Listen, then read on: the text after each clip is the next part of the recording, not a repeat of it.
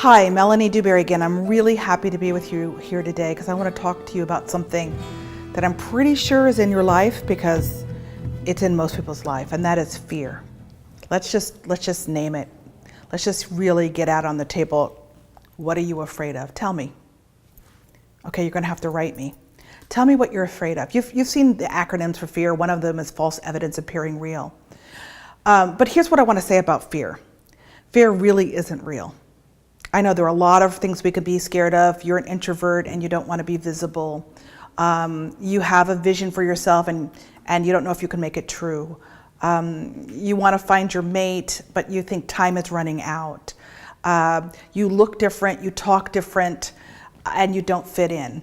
Lots of reasons that we can conjure up for being afraid. And most of those reasons, I really think, that we're afraid is because something happened somewhere in our life where somebody else's fear was projected onto us, was projected onto you. And then being these beautiful blessings, innocence, fully innocent in our body, we absorbed the fear and then we made it real because that person projected it and that person was an adult and that person, well, they're an adult, they know things, so then I'm going to make them right and I'm going to absorb their fear. Sometimes we get that handed down in legacies. Families will have a legacy that needs to end. And so our work in the world is to complete that legacy for the new people coming up in our families. But let me not get off task. Fear isn't real. See, here's the thing. It's really time for you to start really paying attention. The things that you thread through your mind and through your body all the time. You need to be on high alert and focus. Yes, I know that takes a lot of effort. But see, this is your garden you're growing in your mind. This is your field. You get to landscape it any way you want. You need to go out there every single day, probably every hour in the beginning, maybe every other moment, and notice what weeds are you allowing to be in your garden. This is your mind. You can do anything you want with your mind. You can experience anything you want with your mind. You already are. There's the proof. You're already experiencing everything you are getting from your mind. You may not want it, but you are the creator of your own mind and your own thoughts. It's your mind. Create something beautiful. So how do you begin to do that? First of all, you have to know what you're thinking. I'm going to give you a very embarrassing example. I was standing in Safeway just yesterday, actually, with my husband and, as usual, impatient, waiting for the persons in front of me. And there was a woman who looked like she was a little bit incapacitated. She was leaning in on the shopping cart, and her son was with her, her adult son. And all I'm thinking to myself is like, you know, how long is this transaction going to take already, you know? And like, there aren't any short lines in Safeway, and I really want to kind of go home. And all I'm thinking of this judgment is like, God, how slow can you go? How slow can the two of you go? My goodness, you only have these things. And then I see the adult son put his hand on his mother. And he goes, Mom, I'm going to take you to the car now in just a few minutes. Mom, we're almost done here, Mom. And I could see he's still anxious, even though that's going on. He's trying to be calm, and he's trying to pay. And I'm starting to pick up the energy of the dynamics. And then he reaches over again and goes, Mom, are you okay? Mom, and he rubs her back again. Mom, I'm gonna take you soon, Mom. And he's still anxious. And then he burst by me, and he calls for his son, Brent! And so then I realized, oh, he's got a young son. He's trying to keep on tabs too. And so this young teenager comes on, and he goes, just put it down. Take Mom to the car.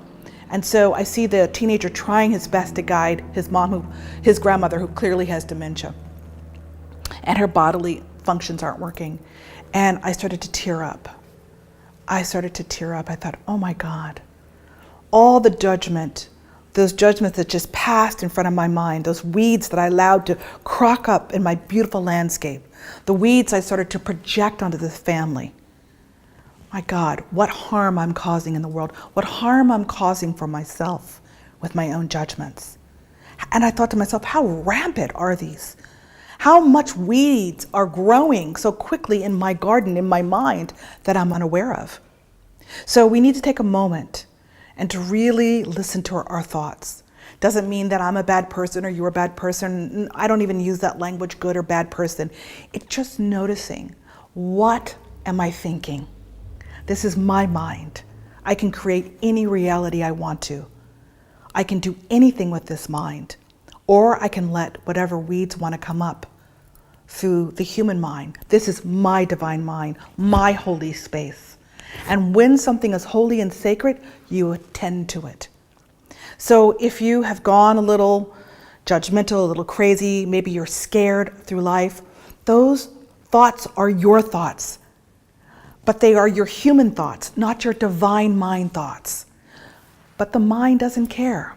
Once you start to propagate an idea, it starts to take root and it will grow. And it will kill the beautiful flowers in your landscape. It will kill the beautiful grass. It will kill the landscape. So you have to weed. You have to pay really close attention and weed. And you have to be thoughtful.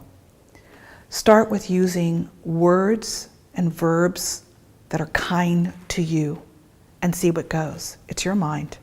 You can have and be and do whatever you want with it. Fear isn't real unless you say so. This is Melanie. I'd love to keep the conversation going. I have a newsletter. You can sign up here on my Facebook fan page. Otherwise, I'll see you in a couple of weeks. Hahoma takiase.